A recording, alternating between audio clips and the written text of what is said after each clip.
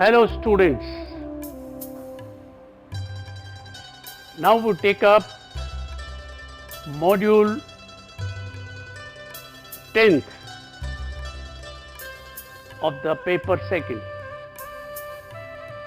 Today we shall learn about the role of Venice and its artists, Bellini, Giorgione and Titian in the Renaissance.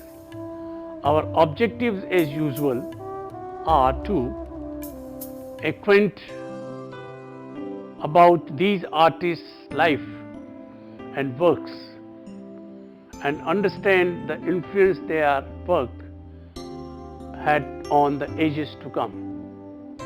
The module includes Venice, Bellini family, Giorgione, Titian,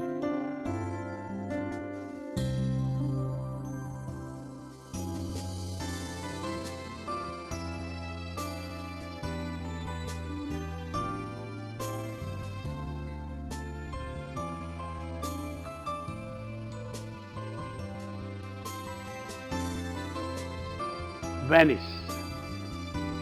Venice, a major port city, was different than other Italian cities. It was built on water. It obviously had a certain impact on its artists that was different from the impact of the other cities. Its soft light, muted and reflected by its waters, all at the same time, inspires artists till date. Politically, around the Renaissance, it was strong and solid republic, with its constitution followed since the 13th century. Venice considered itself a harmonious blend of the best qualities of different types of governments: the freedom of democracy, the elegant aristocratic style of oligarchy, and stability of monarchy. The Venetians did not see themselves as rivals of Florence and Rome, but rather as their superiors. Rooted in the Byzantine and Gothic heritage, they preserved their conservative tendencies and encouraged an art of rich patterned surfaces, emphasizing light and color. Also, another important thing to note is that the Venetian artists received their training in painting in family, run workshops that were several generations old. They considered painting and visual art to be manual craft, as opposed to Florence and Rome, where it had reached an intellectual status of liberal arts.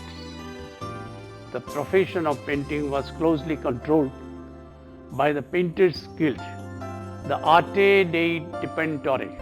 Venetians were the first in Italy to use oils for painting on both wood panel and canvas, possibly because they were a seafaring people,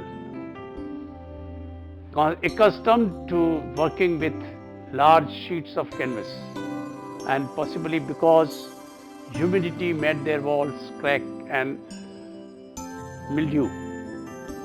The Venetians were also the first to cover walls with large canvas paintings instead of frescoes. Because oil dried slowly, errors could be corrected and changes made easily during the work. The flexibility of canvas support, coupled with radiance and depth of oil suspended pigments, eventually made oil on canvas the preferred medium, especially since it was particularly well suited to the rich color and lighting effects favored by Bellini, Giorgione and Titian. The Bellini family dominated the painting in early and high Renaissance. Venice, Jacopo, the father, Giovanni and Gentile, his sons and Andrea Mantegna, a brother-in-law, Giorgione, may have trained in the Bellini workshop, and Titian was apprenticed there as a boy. Venetian artists knew about linear perspective, but they showed depth through the use of shifting colors and play of light and shadow, an inspiration that came from the watery cityscape, the shifting reflections on the surfaces of the canals. Bellini family. At a time when Venice came in touch with Florentine Renaissance painters, the three members of Bellini family, Jacopo and his sons Gentile and especially Giovanni, who became known as the father of Venetian painting, became very popular. Jacopo Bellini introduced Renaissance features in Venetian painting, concerns, techniques and motifs.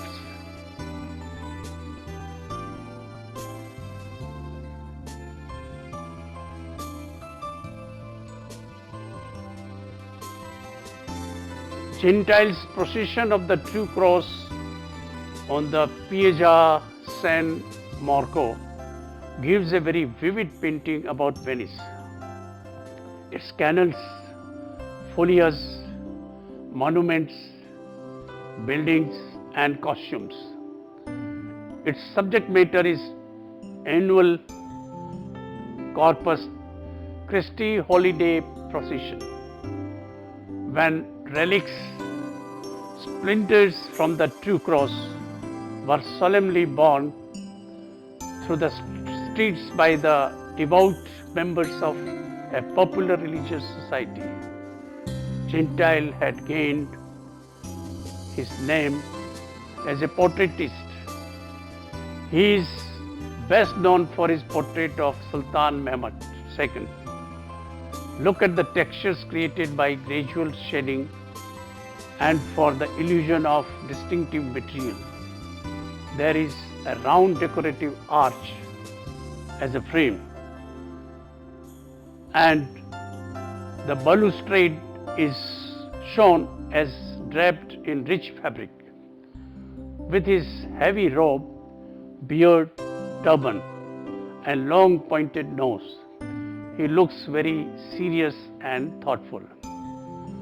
Let us look at some of Gentile's works.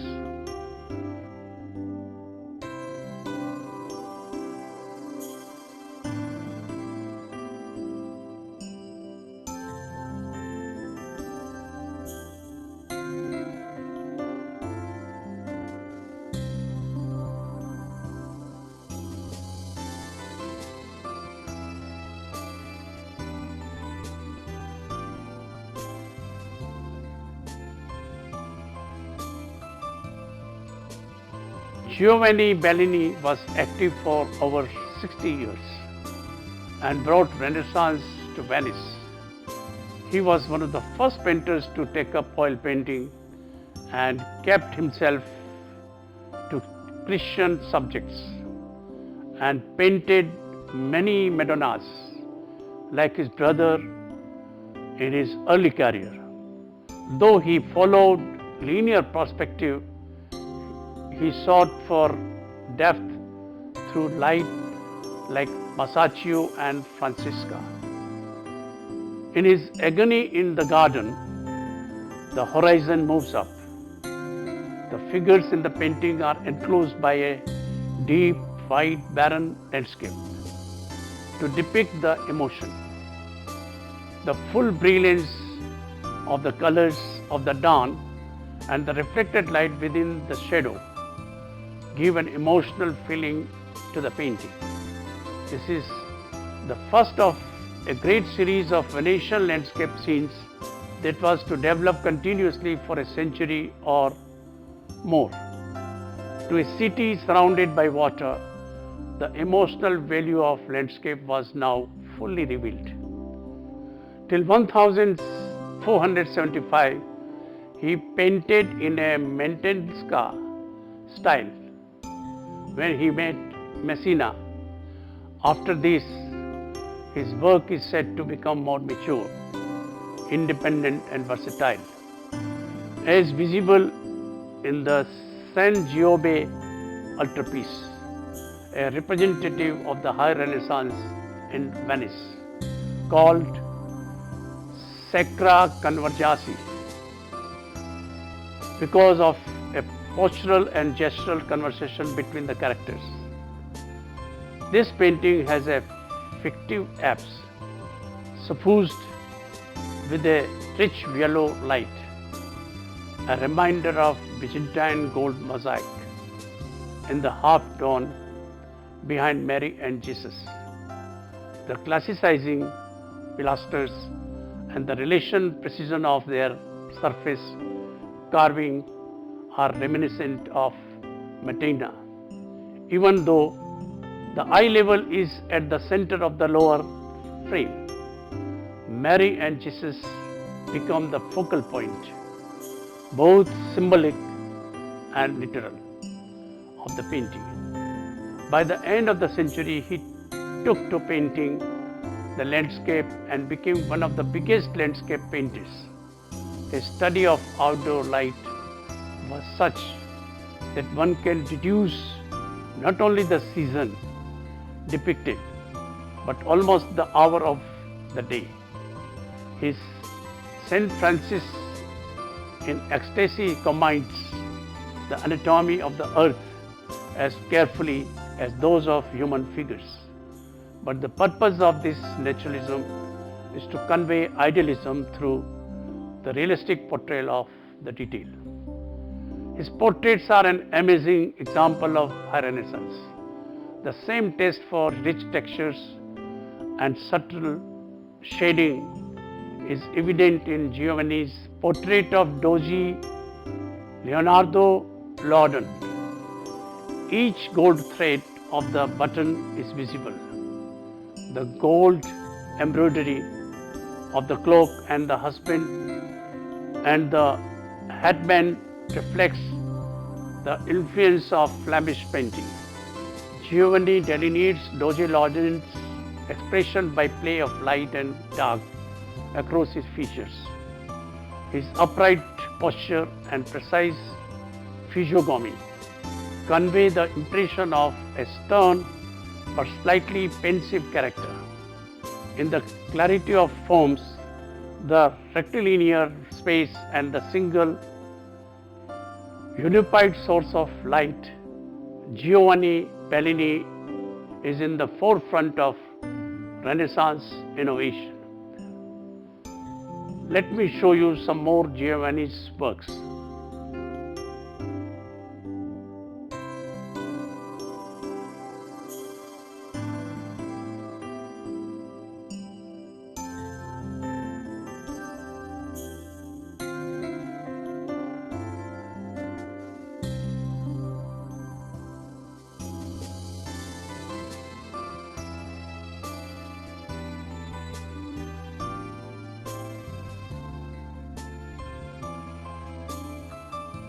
Giorgione.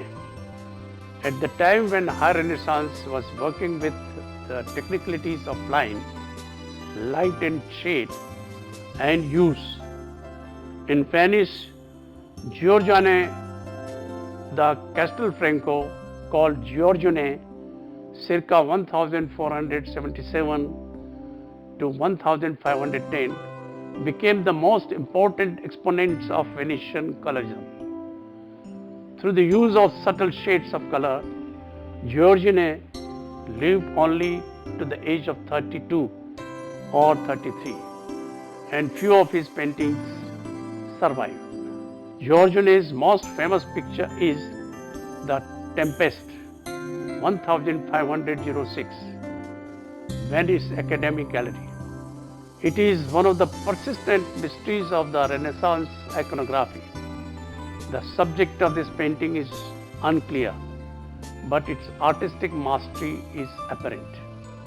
The Tempest portrays a soldier and a breastfeeding woman on the either side of a street, amidst city's rubble and incoming storm. The multitude of symbols in the Tempest offer many interpretations, but none is wholly satisfying. The three philosophers show the three figures stand near dark empty cave, sometimes interpreted as symbols of Plato's cave or the three Magi. They seem lost in a typical Giorgionesque dreamy mood, reinforced by the hazy light characteristic, sometimes characterized as the three ages of man or three temperaments. The separate identities of the figures are clearly established, and they appear against a landscape of great beauty. Each may represent a different philosophic tradition.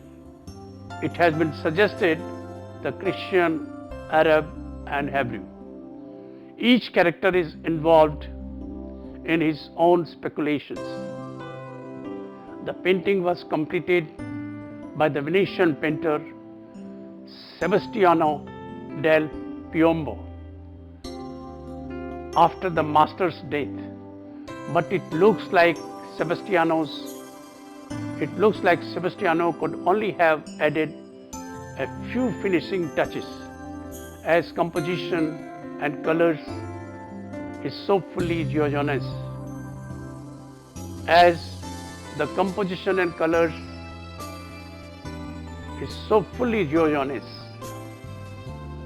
The landscape comes out in equally exciting details in pastoral concert. Pastoral is in its setting and mood. Its meaning is very elusive. It reveals the Venetian love of textures, as the appearance of flesh, fabric, wood, stone, and foliage are rendered almost palpable, while devoid of harsh contours. Its treatment of landscape has been frequently compared to pastoral poetry, hence the title. It was completed by Titian later. Giorgione's Sleeping Venus, circa 1509, was unfinished at his death and was completed by Titian, but the basic style is Giorgione's. The woman is a metaphor of landscape, and the curves of her body represent the landscape. Giorgione's Venus might be dreaming, maybe an erotic one, that is enhanced by the exquisitely pure and severe rhythm of line and contour of the silver drapery. The glowing landscapes that fills the space behind her most harmoniously frame her divinity.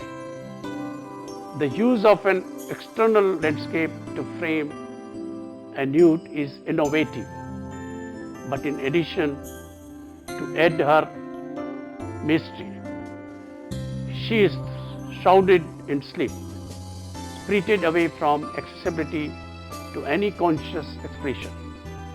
It is believed that the sky is primarily the work of Titian, and it is certainly typical of his taste for rich color and glowing but subdued lighting. Titian. The paintings of Titian, circa 1485 to circa 1576, cover a wide range of subject matter, including portraits and religious, mythological and allegorical scenes. His warm colors, softly textured and richly materials are particularly impressive, deepened by many layers of glaze. his insight into the character of his figures, and his daring compositional arrangement. Born in the southern Alps, in the town of Cadore, he studied with Gentile and Giovanni Bellini and became a pupil of Giorgione later. After his arrival in Venice, he is known to have worked with Giorgione on the fresco decorations of Fondaco dei Tedeschi in 1508. His own artistic temperament seems to have asserted itself very early. He evolved a visual style of expression far more dramatic than the quiet contemplations of his master. Both Giorgione and Titian worked in a similar manner. It was difficult to understand the differences, especially in some pastoral landscapes. Titian achieved international fame through his numerous portraits, including those of Emperor Charles V, who wished to be painted by no other artist, and Pope Paul III. Titian's portraits are remarkable for the way in which they seem to express a psychological dimension, while also suggesting something of the sitter's status and importance.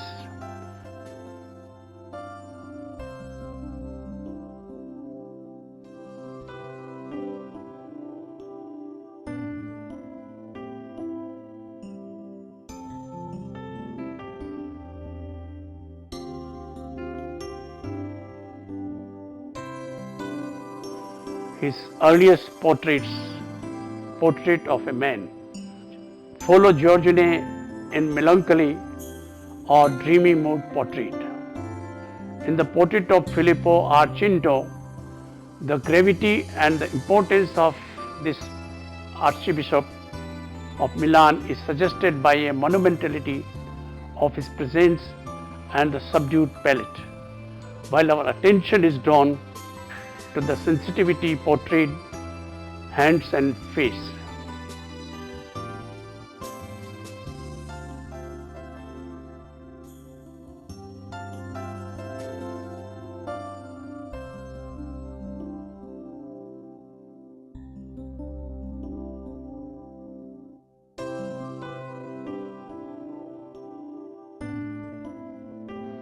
Titian's first major public commission in Venice, the Assumption of the Virgin for the high altar of Santa Maria Gloriosa the Frari, 1516 to 1518, established his place as a leading painter of the city.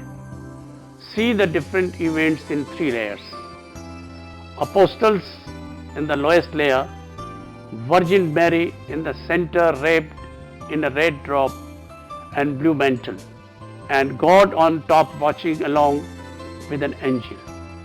As Titian broke the rule of triangular pyramid and used bold colors to depict the heavenly figures, people did not take to the painting very easily. Well, today it is a classic. In the Pissarro Madonna, here Mary and Jesus are off-center, high up on the base of a column, and the asymmetrical architecture is positioned at an oblique angle. Many were not comfortable with this kind of portrayal. Also look at the Pissarro flag and costumes, where the fabrics are characteristically rich and textured.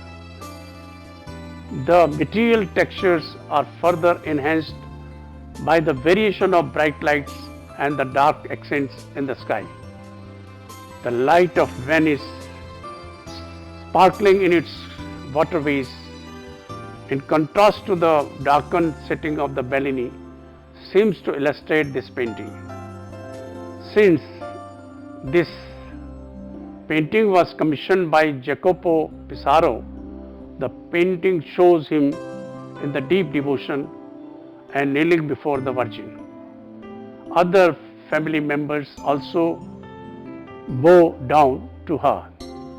By now, Titian had become the official painter of the Venetian Republic in 1516 and raised the social position of artists in Venice to the level achieved by Michelangelo Raphael in Rome. In the Venus of Urbino, 1538, Titian's dates to Giorgione is clear.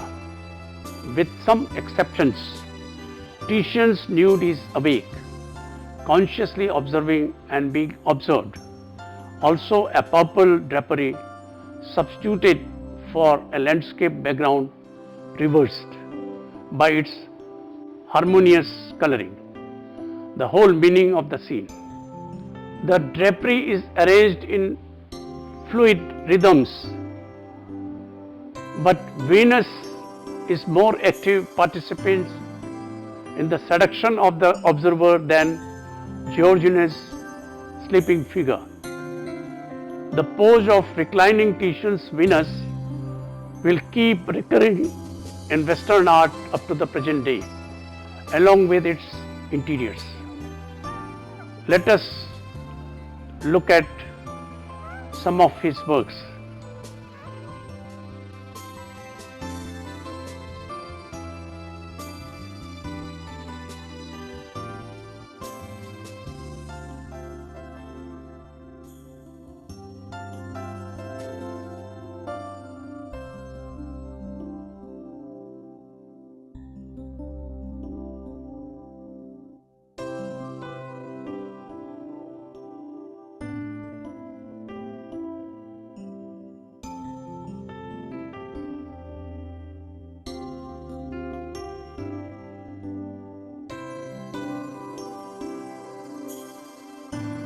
Titian's long career, like Michelangelo's, chronologically overlapped the Mannerist style, which followed the High Renaissance. In their late styles, both artists went beyond the High Renaissance classicism of Raphael.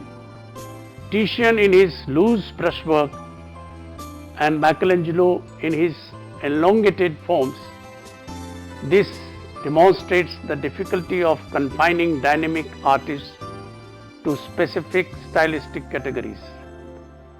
Nevertheless, by virtue of their training and their impact on history of art, both Titian and Michelangelo are considered to be epitomize the High Renaissance. The heirs to the great flowering of 16th century Venetian painting were to be found not in Venice itself, where talent declined rapidly after 1600, but in the Amsterdam, Antwerp and Madrid, Rome, Paris and London. The Italians Caravaggio and Annibale Carracci, the Netherlands masters Rubens, Anthony van Dyck and Rembrandt, Poussin and Velasquez.